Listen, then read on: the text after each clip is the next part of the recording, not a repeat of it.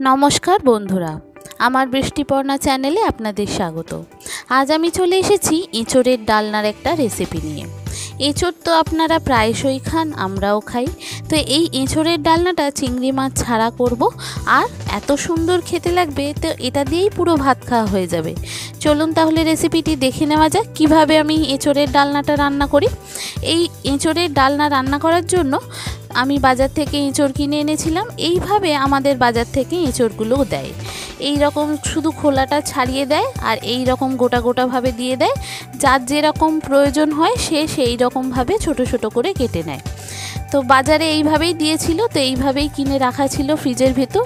তো এটাকে আমি এরকম ছোট ছোট করে কেটে যেটুকুনি বাদ দিয়ে দেব, দিয়ে তারপরে সরু সরু করে কেটে নেব।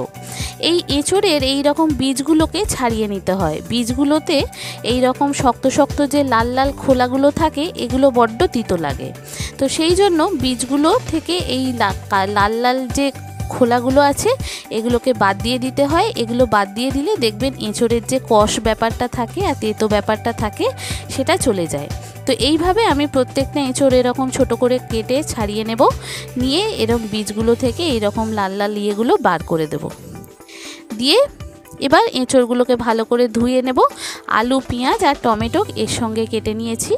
এবার এঁচোড়গুলোকে নুন আর একটু হলুদ দিয়ে একটু ভাপাতে দিয়ে দেব। এঁচোড়টা যদিও নরম এঁচোড়, কিন্তু তাহলেও একটু এঁচোড়টাকে ভাপিয়ে নিলে সেই এঁচোড়টা খেতে খুব সুন্দর হয়। তো সেই জন্য এঁচোড়টাকে নুন হলুদ দিয়ে আমি এদিকে ভাপাতে বসিয়ে দিলাম। এদিকে ভাপানো থাক, হতে থাক।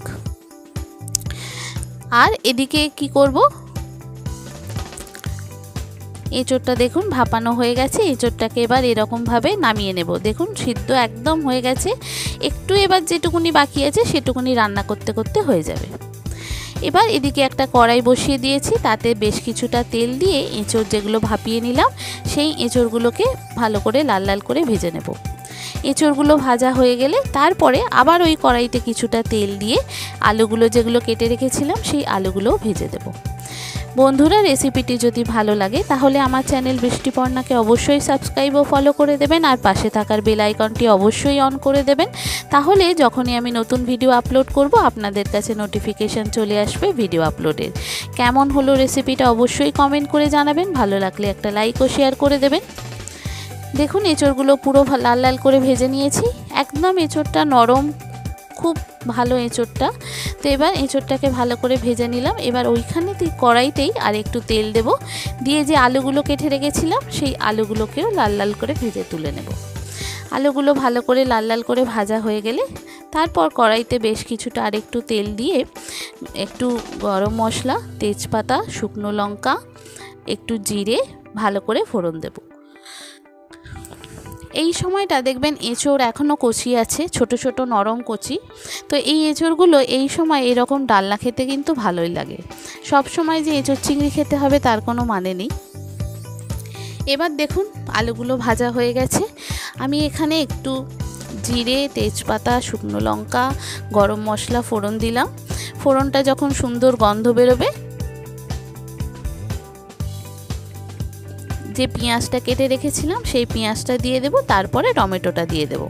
দিয়ে পেঁয়াজ আর টমেটোটা একটু ভালো করে নাড়াচাড়া করে তারপরে বেসিক যে মশলাগুলো আছে, নুন, হলুদ, জিরে গুঁড়ো, ধনে গুঁড়ো, সামান্য আদা রসুনের পেস্ট, আর দিয়েছি সামান্য চিনি, আর দিয়েছি অল্প করে লঙ্কা। মানে আমি এই রান্নাটা মশলাটা খুবই সামান্য ব্যবহার করেছি, যেহেতু প্রচণ্ড গরমে বেশি তেল মশলা খেলে শরীর এমনিই খারাপ করছে সব লোকে। সেই জন্য খুব সামান্য মশলা দিয়ে এইটা রান্নাটা আমি করেছি।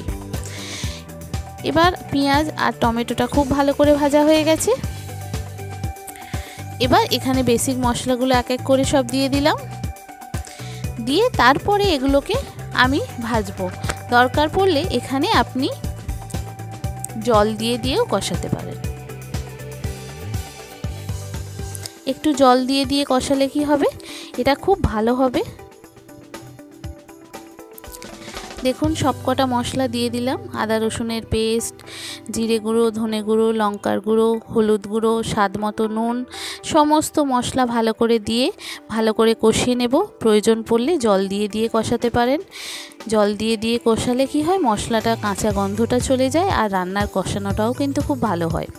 তারপরে মশলাটা থেকে যখন তেল ছেড়ে যাবে, তারপরে যে এঁচোড় আর আলুটা ভেজে রেখেছিলাম সেই এঁচোড় আর আলুটা এই মশলার মধ্যে দিয়ে ভালো করে আরেকবার কষিয়ে নেব। তারপর পরিমাণ মতো জল দিয়ে দেব। যে সমস্ত নতুন বন্ধুরা আমার ভিডিওটি দেখছেন অথচ আমার চ্যানেল বৃষ্টিপর্ণাকে সাবস্ক্রাইব ও ফলো করেননি, তাদেরকে অনুরোধ করব আমার চ্যানেলকে সাবস্ক্রাইব ও ফলো করে দেওয়ার জন্য। তাহলে ভিডিও আপলোডের সাথে সাথেই আপনাদের কাছে নোটিফিকেশান চলে আসবে ভিডিও আপলোডের। কেমন হলো রেসিপিটা অবশ্যই কমেন্ট করে জানাবেন, কিন্তু ভালো লাগলে একটা লাইক ও শেয়ার করে দেবেন। যারা পুরানো রাঁধুনি তারা হয়তো এইভাবেই রান্না করেন, কিন্তু যারা নতুন রাঁধুনি তারা এইভাবে রান্না করতে পারেন। খুব সুন্দর খেতে হয় এঁচোড়ের এই রকম ডালনা। খুব মানে এই গরমে কম তেল মশলা দিয়ে এঁচোড়ের ডালনা এইভাবে রান্না করে খেতে পারেন। কখন যে পুরো ভাত শেষ হয়ে যাবে বুঝতেই পারবেন না। আর এই এঁচোড়ের ডালনা শুধু ভাত দিয়ে নয়, আপনি রাতে রুটি পরোটার সঙ্গেও খেতে পারেন, এতটাই সুন্দর খেতে হয়। আর এই সময় দেখবেন এঁচোড় এমনিই খুব সুন্দর খেতে হয়। আর এইভাবে যদি আপনি রান্না করেন কম তেল মশলা দিয়ে, এমনিই এটা সুস্বাদু হবে। দেখুন মশলাটা দিয়ে সব কষিয়ে ফেললাম, কষিয়ে পরিমাণ মতো জল দিয়ে এটা ঢাকা দিয়ে দেব সিদ্ধ হওয়ার অপেক্ষায়। ব্যাস সিদ্ধ হয়ে গেলেই হয়ে গেল, নামিয়ে নিয়ে সার্ভ করলেই রেডি। এটা আপনি রাতে রুটি পরোটার সঙ্গেও খেতে পারবেন, আবার দুপুরে ভাতের সঙ্গেও খেতে পারবেন, এতটাই সুন্দর খেতে হয়। এইভাবে একবার ট্রাই করতে পারেন বন্ধুরা।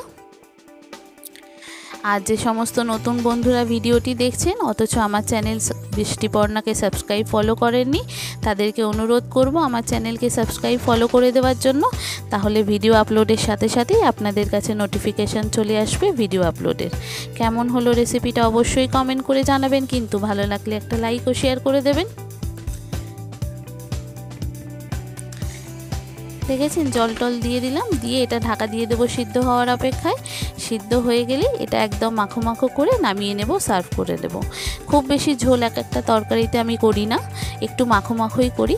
একদম মাখো মাখো করে নামিয়ে নিয়ে গরম ভাতের সঙ্গে সার্ভ করলেই রেডি। কেমন হলো অবশ্যই বন্ধুরা জানাবেন, কিন্তু ভালো লাগলে একটা লাইক ও শেয়ার করে দেবেন। দেখেছেন কি সুন্দর দেখতে হয়েছে, খেতেও কিন্তু দুর্দান্ত স্বাদের হয় এইভাবে এঁচোড়ের ডালনা যদি রান্না করেন। দেখুন এঁচোড়টা একদম নরম, পুরো গলে গেছে, একদম মাখো মাখো করে নিয়েছি। এবার এটা নামিয়ে সার্ভ করে দেব, হয়ে গেলেই রেডি এঁচোড়ের ডালনা। কেমন হলো রেসিপিটা অবশ্যই বন্ধুরা কমেন্ট করে জানাবেন। ভালো লাগলে একটা লাইক ও শেয়ার করে দেবেন।